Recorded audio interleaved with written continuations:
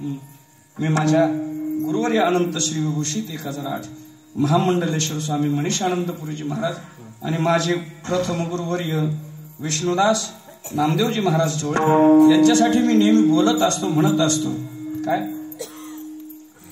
आपकी पनाह में हमें रखना,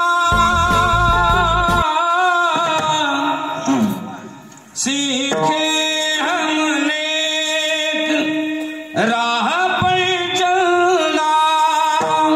ऐका ऐका ऐका, सर्वांसाठी आहे, सर्वांसाठी. आपण म्हटलं पाहिजे कधीतरी साधू संतांकडे जाऊन, भगवान हनुमंतरायाकडे जाऊन म्हटलं पाहिजे, देवा आपकी पनाह में हमें रखना,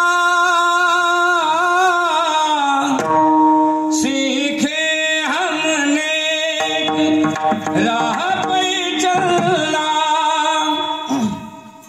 दयावान कोई आप सा नहीं और मुझ सा नहीं कोई अपराधी.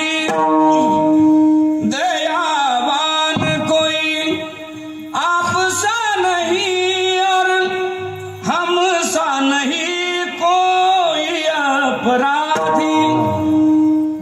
पुण्य की नगरी में भी मैंने पापों की गठरी बांधी. ओ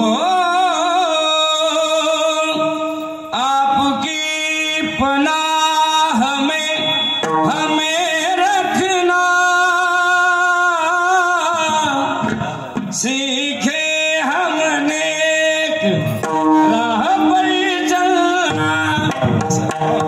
म्हटलं पाहिजे.